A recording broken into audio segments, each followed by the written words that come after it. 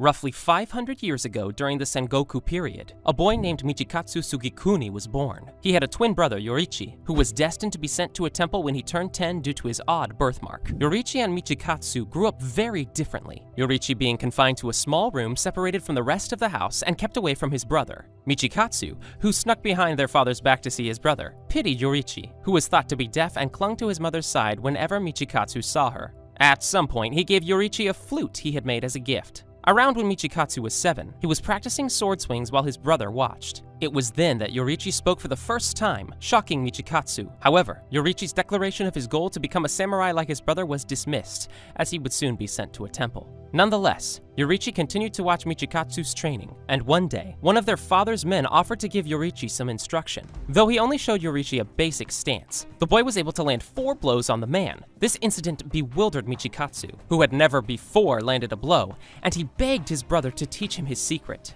To Michikatsu's disappointment, Yoriichi only expressed his distaste for combat and stated that he no longer wanted to become a samurai. Once, however, Yoriichi mentioned that before he took a stance, he breathed deeply, examining his bone alignment, muscle contraction, and blood flow, implying an early form of the sun-breathing style that Yoriichi would later adopt. This conversation caused Michikatsu to realize that for Yoriichi, the bodies of living things were transparent, causing him to pursue mastery of the blade with renewed intensity. Katsu studied the sword. He felt envious of his brother, who he felt was squandering his natural physical talent. He also feared that, now that their father likely knew about Yoriichi's immense potential, their roles would be swapped and he would be the one sent to the temple in Yoriichi's place. Yoriichi recognized this as well, the night that their mother finally succumbed to her illness. He came to Michikatsu's room at 3 in the morning to tell his brother the news and bid him farewell, as he planned to leave for the temple before their father could make Yoriichi the family's new successor. Yoriichi expressed gratitude to his brother and fondly held the flute that Michikatsu had given him earlier. Michikatsu, however, was irritated, wondering how Yoriichi could treasure a flute that couldn't even play in tune, and watched his brother depart while saying nothing. His jealousy of his brother only grew when he read his mother's diary following her death, which revealed that Yoriichi had known everything about their mother's illness and had planned accordingly. From then on, Michikatsu resented Yoriichi, who he realized to be not only physically gifted, but a genius as well. He wished for his brother's death and for the next few years. Not hearing anything from him, he believed it to be true. 10 years later, Michikatsu became a samurai and married a woman who gave birth to 2 of his children.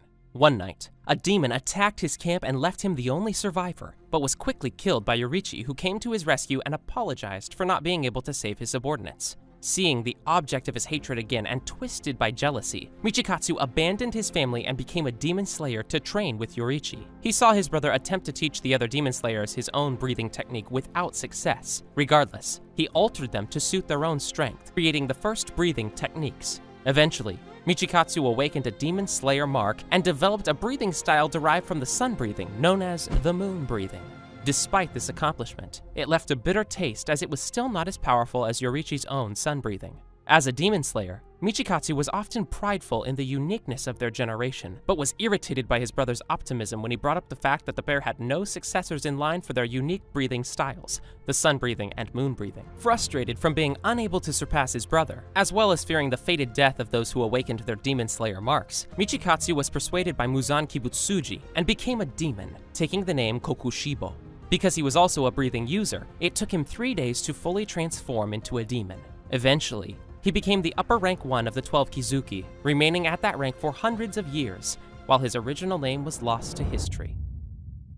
60 years after becoming a demon, he came face to face with Yoriichi for the last time. Yoriichi was devastated by his decision to transform, whereas Kokushibo became disgusted seeing his younger twin now aged and decrepit, as well as infuriated upon realizing he defied the fate of all marked demon slayers by being far older than 25 years of age. Seeing Yoriichi cry shocked Kokushibo, as it was the first time he had shown emotion in his presence, confusing him. Wishing to erase his human past, he knew he had to kill his younger brother. Despite his old age and apparent blindness, Yoriichi's fighting stance in preparation to strike frightened Kokushibo, who realized that his immense skill and power were still present. Despite gripping his blade in anticipation, Yoriichi had already struck and sliced across his neck. Kokushibo became angry seeing his brother's strength had not weakened in the slightest, and waited for a return strike, despite knowing it would certainly kill him. Yoriichi never had the chance to cut Kokushibo's head entirely off, dying due to old age while standing up. At that moment, Kokushibo became truly furious, seeing that his continually excelling brother had appeared before him, having transcended everything and died of old age instead of losing one chance at a fair battle is now gone, and his brother remains undefeated forever. Enraged by the feeling of inferiority, he slashed Yorichi's body in half, but inadvertently broke the flute he gave him as a child. Seeing that he still thought highly of him even after his transformation, Kokushibo couldn't help but shed a tear. Unable to truly sever his bond with his brother, he decided to keep the flute for himself.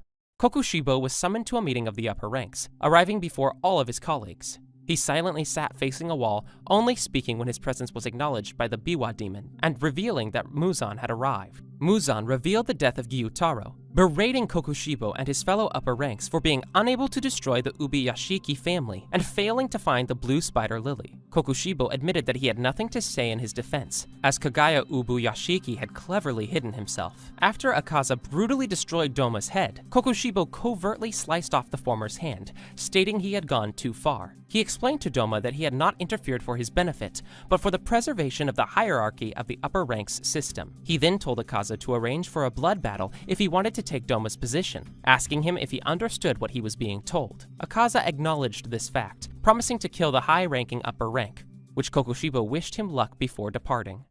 During a meeting of the Hashira reporting the appearance of strange marks, Amon Ubuyashiki recalls that these marks were common among a select few users of the original breathing style, Kokushibo having been one of those few. Kagaku remembers his encounter with Kokushibo while engaging Zenitsu. Then, Kokushibo overwhelmed him and he quickly surrendered. But he decided to give Kagaku a second chance and offered him a large amount of Muzan's blood, hoping Muzan would accept him so he could take a place among the upper ranks. Kokushibo told the Demon Slayer to be grateful for his gift, but threatened to behead him should he spill a drop. Following Akaza's death, Kokushibo is seen alone, murmuring how Akaza had abandoned his path to reach further heights and how he had failed to defeat Kokushibo, and reprimanded him for how weak he is. Shortly after, Moichiro Tokito is transported to the same room as Kokushibo. Kokushibo then comments, "You came, Demon Slayer. For some reason, you seem familiar." He then deduces that Moichiro is a descendant of a child he left behind after becoming a demon. He also deduces that his human surname of Sugikuni has died out over the generations. After Moichiro calms himself down and performs various styles from the mist breathing, his demon-slaying mark appears. Kokushibo then compliments how accomplished Moichiro is as a swordsman at such a young age. Kokushibo states that it must be due to the powerful blood he passed down, although Moichiro dismisses such claims. After some more battling, Kokushibo manages to cut off Moichiro's arm. Moichiro quickly tightens his arm to stop the bleeding, greatly impressing Kokushibo. However, Moichiro is effortlessly defeated when Kokushibo impales him with his own sword. Kokushibo then offers Moichiro the opportunity to become a demon and be of use to that man. This discussion is, however, interrupted by Genya shooting his Nichiren gun. Kokushibo effortlessly avoids the gunshot, appearing behind Genya and then proceeding to cut off both his arms and his torso in half, commenting that, I see. You're the one who's been eating demons, huh? However, he realizes that Genya is unlike the other imitation demon from 300 years ago, and that the way to kill him is the same way regular demons are killed, by chopping off their head. Before he has the opportunity to do this, Genya is saved by his brother, Sanami. After Genya apologizes for everything he's done to Sanami, Kokushibo states, brothers and demon slayers, that brings back memories. Sanami and Kokushibo then begin their intense duel, with Kokushibo being slightly taken aback at the skill of the Wind Hashira. However, he retains his composure and states that he wouldn't be able to survive if his senses weren't honed from long experience. This goes on for some time, with Kokushibo even stating that long ago, in the Sengoku era, he gained a lot of experience fighting against a similarly strong Wind Hashira. Kokushibo then gets a good enough cut on Sanami, stating that moving would lead to his entrails spilling out. Sanami proceeds to laugh hysterically, boasting the fact that he had Marechi blood. Sanami uses his abnormal body and breathing skills to control his muscles to coagulate the blood and stop the bleeding as much as possible. After some struggling and Kokushibo showing glee at the opportunity to fight such a skilled swordsman, he was about to deal a finishing blow until Gyome, the stone Hashira, arrived. Kokushibo was unable to retain himself, openly stating that he admired Gyome's peak physical form. Following an intense back-and-forth battle, Gyome reveals his trump card he meant to save for Muzan, his demon-slaying mark. Kokushibo then confirms that he too has the demon-slaying mark, almost showing sympathy towards Guillaume. He reveals the caveat of the demon-slaying mark. Without exception, the marked ones die before they reach the age of 25, stating that the mark reduces life expectancy and that Guillaume should be dead by the end of the night since he's 27 years old. After an existential discussion of what it means to be a demon slayer and a human, Kokushibo offers Guillaume an opportunity to become a demon so he can survive and continue to hone his craft the same way he has. Guillaume outright rejects the offer and states that Kokushibo stated one falsehood. There must have been someone who lived past the age of 25 after reviewing their mark. Kokushibo then appears to be somewhat shaken, but the two continue their intense battle. After Sanemi manages to stitch his wound, he rejoins the fray as the two now face Kokushibo in a 2-on-1 battle. Kokushibo notes with surprise the ease with which they are able to cooperate despite being users of two different breaths. The three of them continue their battle until suddenly, Sanemi and Guillaume are cut by what appears to be an elongated sword with 3 blades extending from the sides, 2 from one side and 1 on the other.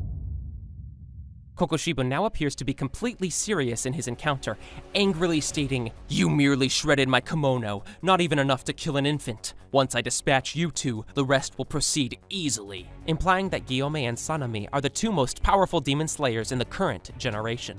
In the meantime, Moichiro manages to free himself from the pillar. With a little life left in him, he helps Genya by reattaching his body and feeding him a clump of Kokushibo's hair. Genya then feels power he's never felt before, but more importantly, appears to directly hear Muzan's voice, asking Kokushibo how many Hashira he has defeated, indicating that Muzan is likely still incapacitated by the initial explosion and the blood demon art Tamayo performed on him. The battle then begins to pick up, Kokushibo's attacks increasing with both intensity and frequency. He is able to sever 2 of Sanami's fingers, and both swordsmen are reduced to putting all of their efforts into simply avoiding his attacks. Right as it seems that Sanemi is about to lose, Moichiro rejoins the battle, saving the other Hashira just in time. Genya, who is hiding from the battle behind a wall, recalls a conversation he had with Tanjiro about being the weakest person in a battle, and, motivated by this, swallows a broken piece of Kokushibo's blade in order to gain its abilities. The advantage seems to again shift to Kokushibo, but in an unexpected turn of events, Guillaume is able to sever the upper rank's right arm while Moichiro stabs him through the torso, immobilizing him while Genya unleashes a barrage of bullets on the demon using his gun, which he altered using his own cells in a similar manner to the Kokushibo's sword. The bullets embedded into the demon's flesh then erupt into trees,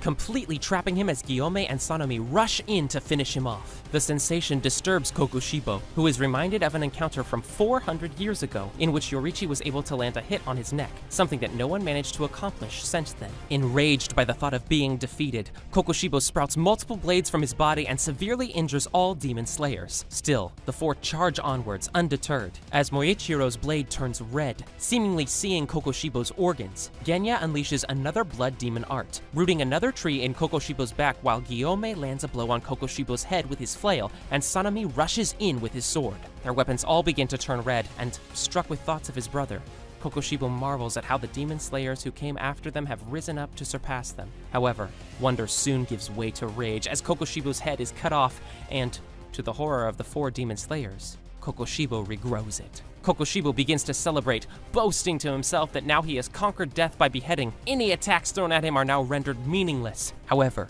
his triumph gives way to disbelief when he sees himself in the reflection of Sanemi's blade.